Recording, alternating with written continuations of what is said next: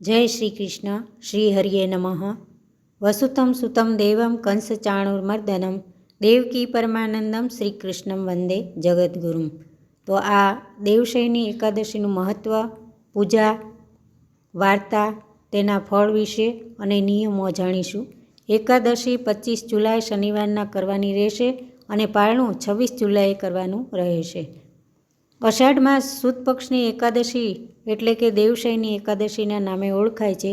દેવપોઢી એકાદશીના દિવસે ભગવાન વિષ્ણુ ક્ષીરસાગરમાં યોગ નિંદ્રામાં પધારે છે અને ચાતુર્માસનો પ્રારંભ થાય છે।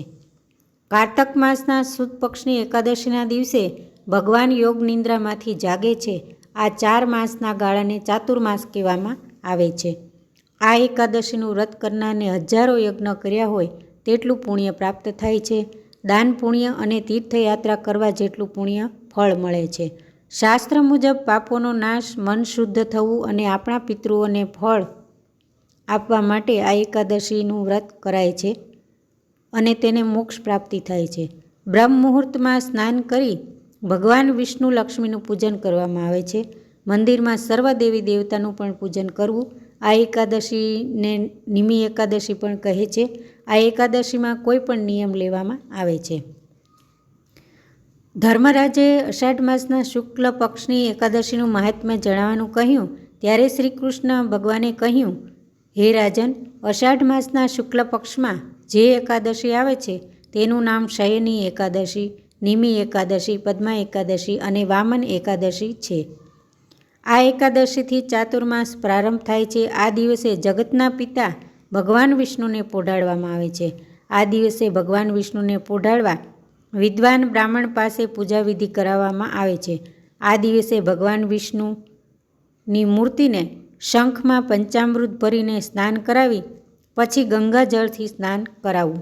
ચંદન, પુષ્પ, ધૂપ કરી દીવો પ્રગટાવવો, ભગવાનને યથાશક્તિ પ્રસાદ ધરાવવો અને ભગવાન માટે સુશોભિત ગાદી તકિયા અને વિષ્ણુ ભગવાનને પ્રિય તુલસી દલ, જે ઓમ નમો ભગવતે વાસુદેવાયના મંત્ર સાથે 108 તુલસી દલ પધરાવી ભગવાનને શયન કરવા વંદન કરીને વિનંતી કરવી, હે લક્ષ્મીપતિ, અમારા પર કૃપા કરો।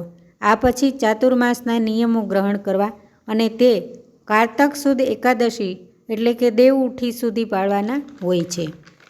આ માસમાં ભગવાન વિષ્ણુ શયન કરે છે એટલે મનુષ્ય પણ ભૂમિ પર શયન કરવું જોઈએ। શ્રાવણમાં શાક, દૂધ, ભાદરવામાં દહીં અને કારતકમાં દાળનો ત્યાગ કરવો જોઈએ। આ 4 માસમાં બ્રહ્મચર્યનું પાલન કરવાથી પરમ ગતિને પ્રાપ્ત થાય છે। એકાદશીના વ્રતના પ્રભાવથી મનુષ્ય બધા જ પાપોમાંથી મુક્ત બને છે। આ એકાદશીથી 4 માસના ચાતુર્માસ શરૂ થાય છે।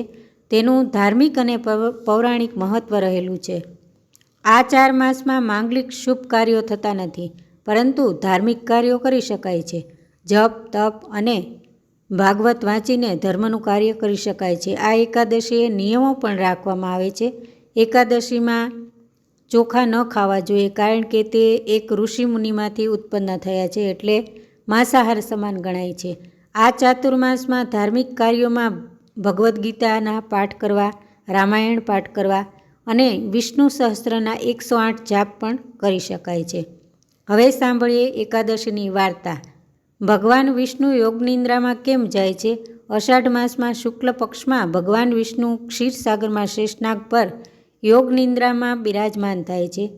આ 4 માસ ચાતુર્માસ ચાલુ થાય છે અને કારતક માસના શુક્લ પક્ષમાં દેવ ઉઠી એકાદશીએ ચાતુર્માસ પૂરા થાય છે।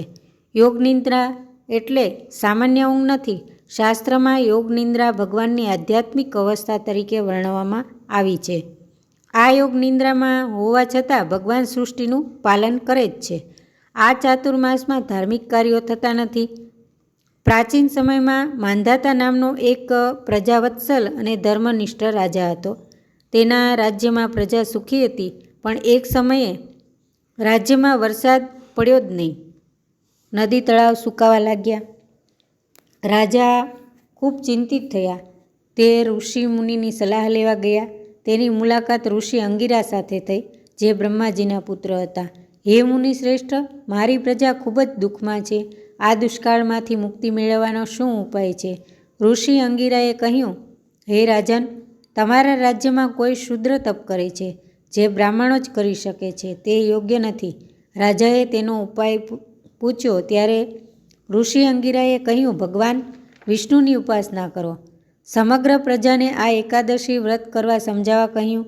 આ વ્રત કરવાથી વિષ્ણુ ભગવાનની કૃપા થશે. રાજા માંધાતાએ જણાવ્યા પ્રમાણે દેવશાહીની એકાદશીનું વ્રત કર્યું.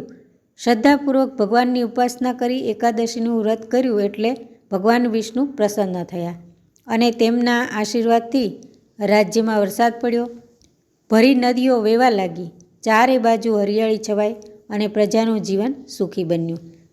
ધાર્મિક કાર્યો કરવાથી જીવનમાં આશા, ધૈર્ય અને જીવનમાં સકારાત્મકતા મળે છે.